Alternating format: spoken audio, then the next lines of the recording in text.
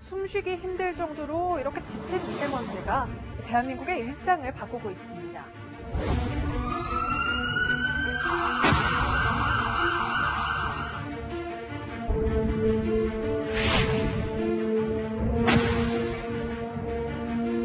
30년 된 노후 석탄 화력발전소를 일시 중단한다고 하셨는데 8군데 충남 그다음에 동해안 쪽에도 있고요. 구체적인 폐쇄 단계, 그다음에 폐쇄 시 세부 집행 계획은 한두 달 사이에 다시 수립해야 될 것 같습니다. 그동안 지난 정부에서는 그 시기를 저울질하고 있다가 미세먼지가 더 심각해지는 사태에 대해서 큰 역할을 못했던 거고요. 현 정부는 초기 응급 조치로 의지를 명확히 하고 폐쇄 시기에 대해서는 실무적으로 조율해 나가도록 하겠습니다.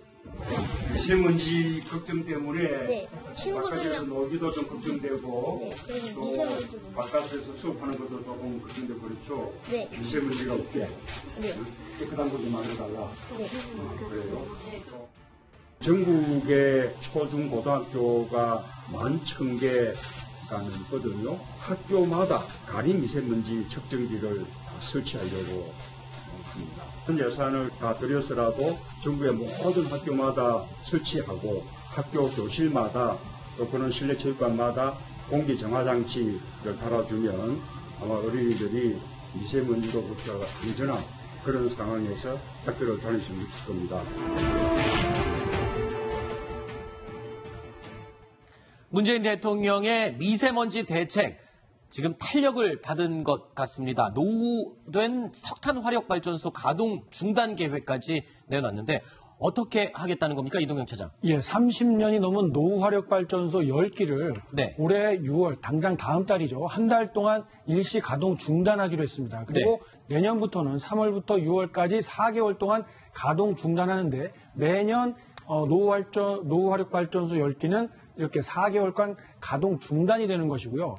임기 내에는 전면 폐쇄를 하겠다. 네. 이런 계획을 문재인 대통령이 직접 발표한 겁니다. 자, 그렇다면 우리나라에는 이렇게 노후화된 석탄 화력발전소가 도대체 얼마나 있고 얼마나 많은 이 미세먼지를 배출하고 있는 건지 좀 저희가 그림으로 준비했는데 설명을 좀 부탁드리겠습니다. 예, 지금 이제 30년 이상 된 이제 노후 석탄 화력발전소가 네. 전국에 10개가 있거든요. 네. 예, 지금 호남뿐만 아니고 충청, 강원 전국에 다 걸쳐가지고 지금 영남 다 있습니다. 다 있는데 대략적으로 그 10개의 지금 각각 얘기를 지금 그림에 한꺼번에 나오지 않고 중간중간 그러니까요. 나오기 때문에 제 따로따로 하나씩 다 설명을 드릴 필요까지는 없을 것 같은데 어쨌든 전국적으로 10개가 있는데 거기에서 전체적으로 연간 발생하는 그런 오염물질 배출량이 약 한 3만 2, 3천 톤 정도 됩니다. 네. 그러니까 저거를 가동을 중단한다면은 그 정도의 연간 오염물질을 배출을 줄일 수가 있는 거죠. 네. 자, 그런데 지금 그림에 보면 빨간색으로 표시된 곳에 있는 석탄 화력발전소들. 자, 아까 지금 배출량을 보니까 지금 숫자가 지나가서 지금 잘 안 보이는데. 예, 다 합치면 3만 한 2, 3천 톤 되고요. 실제로 가동 중단된 발전소의 이 오염물질 배출량보다 지금 여기 가동되는 호남의 1호기, 2호기는 훨씬 더 오염물질을 많이 배출하고 있거든요. 그런데도 지금 이거는 가동되는 발전소예요. 왜 그렇습니까? 지금 폐쇄해야 되는 거에 평균치보다도 한 2배 정도 많은 호남 1호기, 2호기 6,322톤이나 되죠. 그런데 이제 거기는 저걸 만약에 폐쇄를 하게 되면은 네. 지금 비수기 5월, 6월, 3월에서 대개 한 6월이 비수기거든요. 그리고 네. 다시 이제 7, 8월에 되면 더워지니까 다시 성수기가 되는 건데 전력을 사용할 때. 네. 그런데 저쪽은 지금 비수기인 경우에도 만약에 저거를 중단을 시키면은 네. 전력이 모자라게 되는 겁니다. 그렇기 네. 때문에 저쪽은 그대로 놔두는 걸로 일단은 그렇게 계획을 세우고 있습니다. 네. 근데 이 화력발전소 하면은 사실 다른 발전소에 비해서 이 연료값이 좀 싸고 비교적 경제적이고 효율적이지 않습니까? 그리고 또 사실 우리나라가 산업화될 수 있는 원동력이 됐던 그 힘 아닙니까? 그렇죠. 지금 이제 킬로와트당 단가가 보면은 석탄으로 하면 한 50원 정도 나오거든요. 네. 그런데 만약에 저거를 석유를 갖다 한다 그러면 140원 정도로 올라갑니다. 네. 물론 이제 원자력 같은 경우는 그게 아주 낮아요. 10원 이하로 낮기 때문에 원자력은 아주 좋지만은 이거를 지금 LNG로 바꾸겠다는 거거든요. 그러니까 오염물질이 적게 나오는 LNG로 바꾸게 되면은 단가가 킬로와트당 80원 정도로 올라갑니다. 그러니까 한 60%가 올라간다. LNG 지금 100원까지도 지금 과거보다 좀 더 비싸져가지고 100원까지도 올라가는 거죠.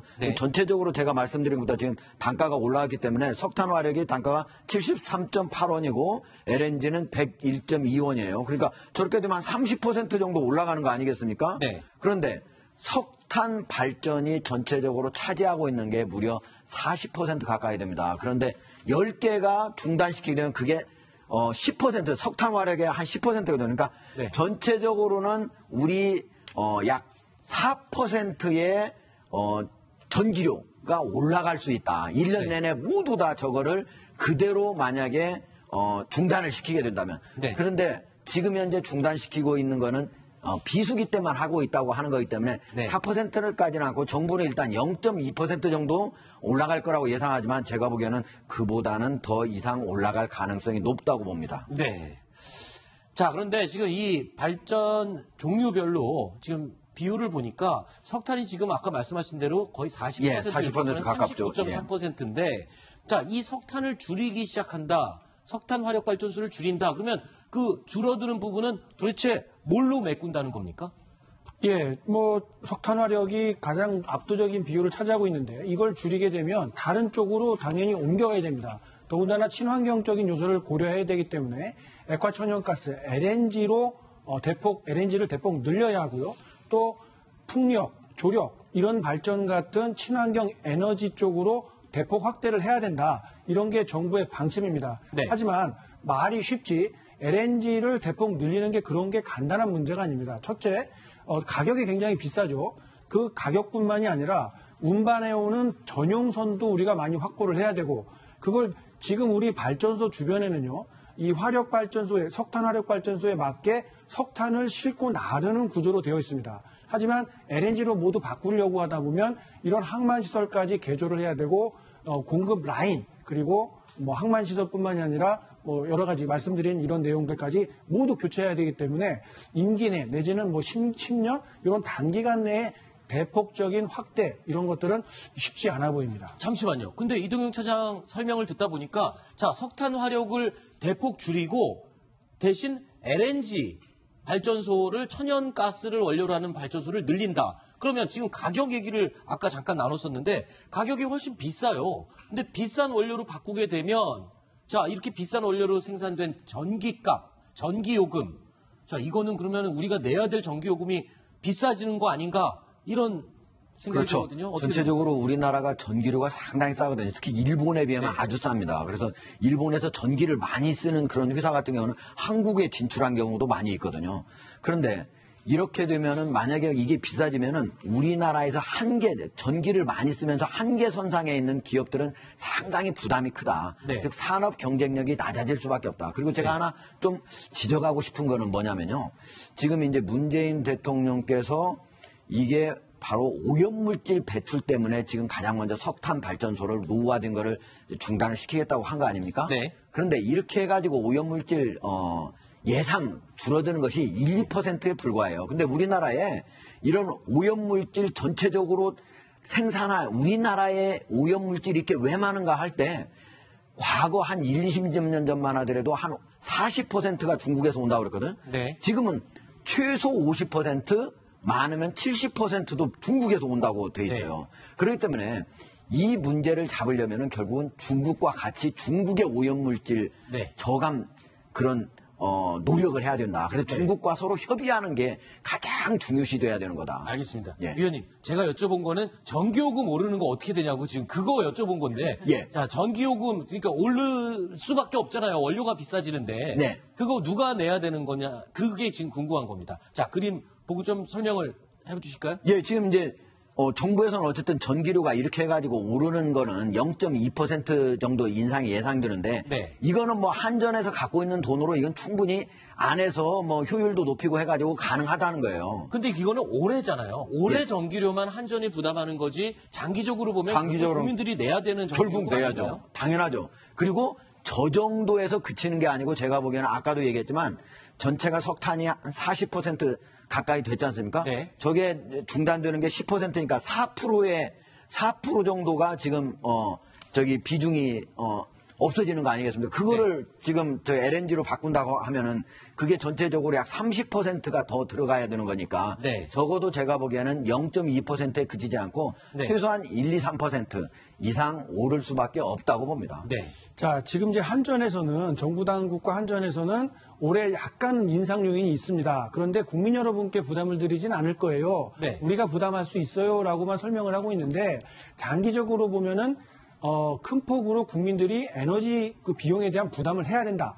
이런 이야기를 공개적이고 솔직하게 털어놓는 게 저는 이 정책의 성공을 위해서는 꼭 필요한 이야기라고 저는 생각을 합니다. 네. 왜냐하면요, 이게 오르는 건 불가피해요. 그런데 국민들이 부담하지 않게 되면요, 산업용으로 전가가 될 겁니다. 네. 기업들이 부담하게 되면 결국에는 기업 생산하는 제품 가격으로 인상이 되고 수출 경쟁력 그리고 국민 물가 상승까지 모두 연결이 되거든요. 네. 그래서 에너지, 우리가 깨끗한 환경을 유지하고 그걸 누리기 위해서는 국민들도 각자 부담을 해야 된다. 이런 인식의 전환도 필요한 겁니다. 네. 돈 들이지 않고 깨끗한 환경을 만든다는 것은 헛된 망상이고 구호에 불과합니다. 네. 국민들이 각자 부담을 해야 진짜 깨끗한 환경을 우리가 미래 후손에게도 더러운 환경을 주지 않을 수 있다. 이런 이야기들을 솔직하게 말을 해주고 이해와 공감을 얻어야 이번에 문재인 대통령이 취임하면서 얘기했던 이런 미세먼지 대책과 화력발전소 그리고 전기세 인상까지 모두 일련의 이런 계획들이 성공으로 이어질 수 있지 않을까 싶습니다. 네. 근데 얘기를 들어보면 두 분의 얘기 공통점이 결국에 장기적으로 보면 국민들이 전기요금을 함께 공동으로 부담을 해야 될 양이 늘어난다, 액수가 늘어난다라는 건데 이에 대해서요. 자, 선대위의 전 민주당 이제 선대위 환경에너지팀장은 이렇게 설명을 하고 있습니다. 2030년까지 에너지 부자 공약이 이행될 경우에 전기요금이 25% 안팎으로 오른다. 그러면서 이렇게 얘기했습니다. 4인 가구 기준으로 했을 때요. 현재 55,080원인 한 달 전기요금이 13년 전체 동안 13,770원이 오르는 셈이다라고 얘기를 했습니다. 근데요, 저는 이 부분에 약간 좀 허점이 있는 것 같습니다. 왜냐하면 이 전기요금이요, 우리가 지난해 여름에 더위가 왔을 때 누진세 가지고 누진제죠. 누진제 때문에 굉장히 국민들이 많이 화가 나지 않았었습니까? 지금 이 4인 가구 기준 한 달에 5만 5천 원 전기 쓰는 요금이면 이렇게 되지만 더 많이 쓰면 누진제 때문에 확 뛰잖아요, 요금이. 물론 그렇죠. 네. 근데 저기에는 이제 어떤 전제가 2030년까지 현재 우리가 원자력 발전도 사실은 원래 확 늘리려다가 여러 주민들의 반대가 있어서 제대로 짓지 못지 않습니까? 그리고 저기 석탄 화력 같은 경우도 지금 LNG 같은 걸로 모두 바꾸게 될 때, 즉 2030년까지 여러 가지 지금 올해 문재인 대통령이 얘기한 10개 발전소 저것만 중단시키는 게 아니고 여러 가지를 다 바꿨을 때 저렇게 25%까지 된다는 거기 때문에 지금 저것만 가지고는 뭐 1, 2% 오르는 거에 불과할 거기 때문에 그것 때문에 저 10개를 바꾸는 거 가지고 20%, 25% 올라가는 거 절대 아닙니다. 예. 네. 그렇게 올린다면 말이 안 되죠. 네. 조금 전에 이 하정대 위원께서 그 얘기를 해줬습니다. 이 미세먼지 화력발전소 중단한다고 해서 줄이는 미세먼지가 1, 2%밖에 되지 않는다라고 했지만 그럼에도 불구하고 이번에 화력발전소를 중단하게 하는 데는 또 의미가 있다면서요. 네, 그렇습니다. 강한 의지의 표현이 아닐까 싶습니다. 더군다나 지금 정권 초기에 문재인 대통령이 하는 한마디 한마디에 온 국민의 이목이 집중되고 있고 또한 관가에서도 더욱더 크게 무게를 느낄 수밖에 없는 상황인데요. 네. 특히나 이제 미세먼지 대책을 발표하면서 누구에게 직접 지시했느냐, 누구와 어떤 관리와 함께했느냐 여부를 확인해 본다면 좀 더 의미를 찾을 수 있을 것 같습니다.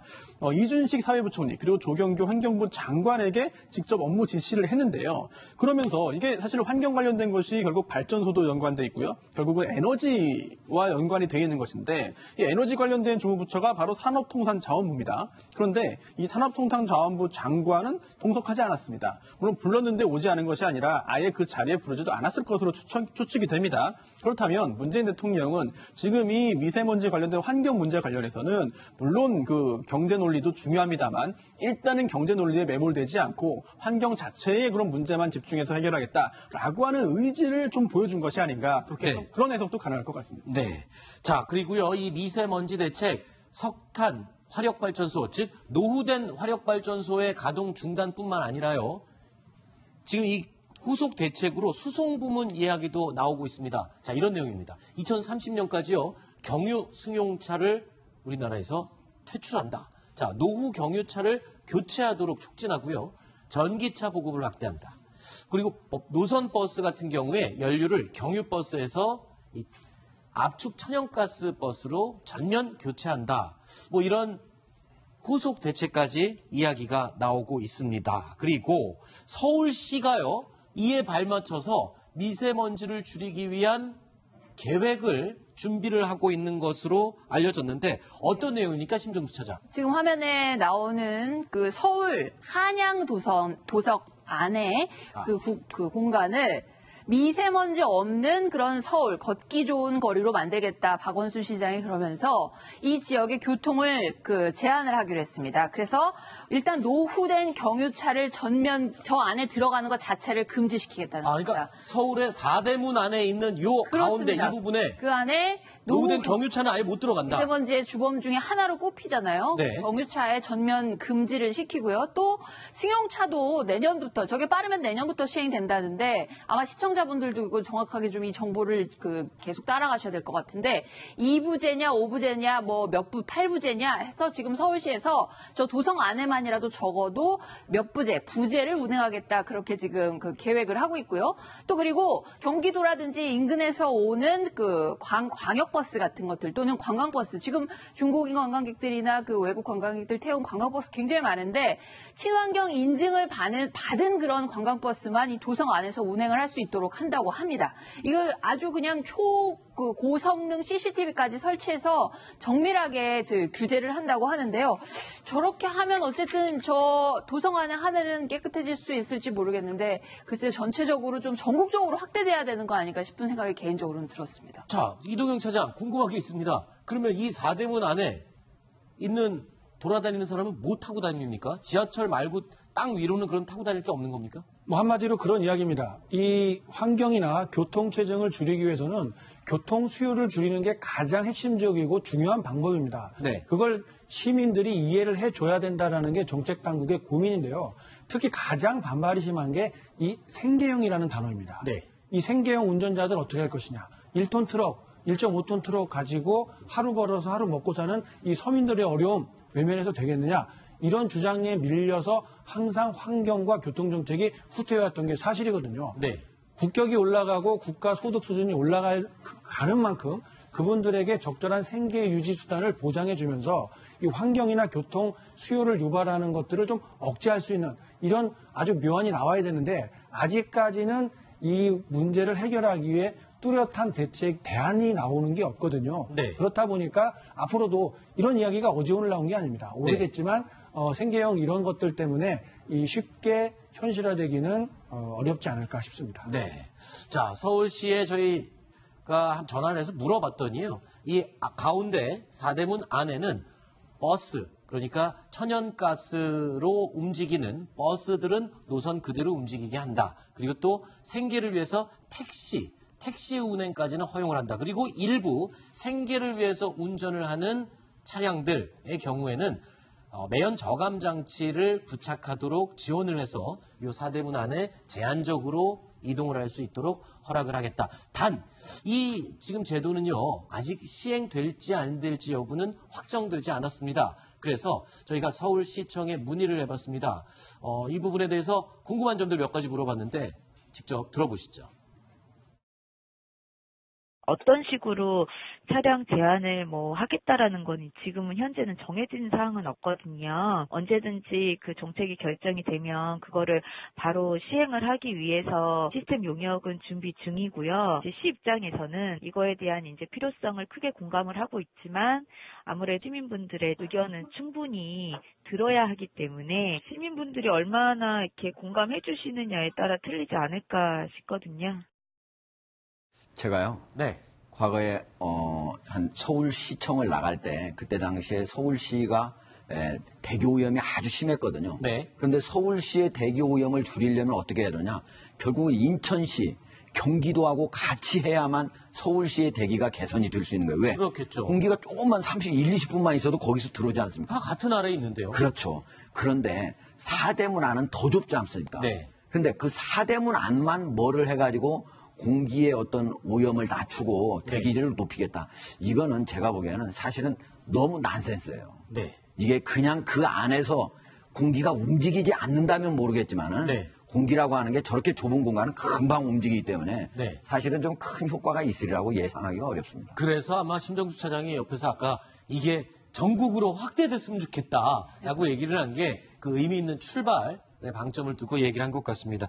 자, 그리고 또 하나 반가운 소식이 있습니다. 자, 미세먼지 얘기로 출발해서 뭐 전기값 그리고 또 이런 얘기들이 쏟아지면서 서울에 사시는 분들 그리고 또 서울을 방문하신 분들한테 반가운 소식인 것 같아요. 손수호 변호사. 네. 뭐 어떤 내용이길래 이렇게 네. 반갑다고 얘기를 할 수 있을까요? 네, 개방 소식인데요. 네. 그동안 쉽게 접할 수 없었던 곳에 이제 들어갈 수 있게 된 곳이 여러 가지가 있습니다. 대표적인 곳이 어딘가요? 네, 우선 지금 화면에 나오고 있는데요. 네. 성락원이라는 곳입니다. 네. 의친왕, 즉 고종의 아들인데요. 고종의 네. 아들이었던 의친왕이 머물렀던 별궁의 정원입니다. 아, 굉장히 서울에 좀 저런 곳이 아름다운데요. 있었군요. 네, 그렇습니다. 이게 10년 만에 드디어 다시 개방이 된다고 합니다. 네.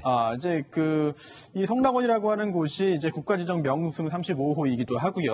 그리고 네. 또 이친왕의 별궁이고 그 전에는 또 이제 철종 당시 이조판서의 별장으로 사용되었던 곳이고요. 네. 그리고 또 지금 화면에 나오고 있는데요. 이 성북동 야행이라는 곳입니다. 이제 네.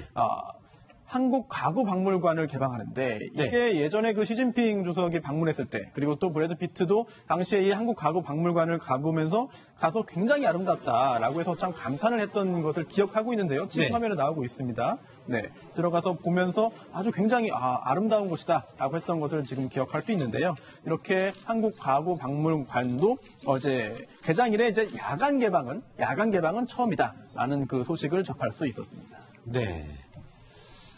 자, 성락원 도대체 어떤 곳이길래 10년 동안 이렇게 개방이 안 되고 있었던 겁니까? 예, 아까 손수호 변호사가 잠시 설명을 했는데 네. 조선 철종 당시에 이조판서 신상음의 별장입니다. 아하. 저게 그러니까 저게 왜 의미가 있냐면요. 네. 우리가 대부분의 정원이라고 하는 것은 왕의 정원, 경복궁 무슨 뭐 덕수궁 이랬지 않습니까? 그런데 저기는 개인 민간인의 정원에 전형적인 모습을 그대로 간직한 곳이에요. 아하. 예, 그렇기 때문에 의미가 있는 곳이다. 네. 그런데 지금까지 그럼 왜 개방을 안 했느냐? 저희가 사유지예요. 아하. 예, 만약 네. 국유지면은 개방을 했겠죠. 그러니까 관람 그전에도 좀 시켰지만 아주 제한적으로 이루어졌던 거고 이번에 성북구가 날씨가 아주 좋은 때잖아요. 그러니까 지금은 밤에 보기가 아주 날씨가 선선하잖아요. 그러니까 야행이라고 하는 그런 네. 테마 글을 하면서 같이 볼 수 있도록 한 거죠. 네, 알겠습니다. 저도 한번 시간 되면 꼭 가보고 싶네요. 저도 가보고 싶어요. 자, 이동영 동아일보 정책사회부 차장은 여기까지 이야기를 듣도록 하고요. 이어지는 시간에는 서정보 주간동아 편집장과 함께하겠습니다. 오늘 고생했습니다. 뉴스탑10 저희가 정한 다음 순위 내용 이어가 보겠습니다.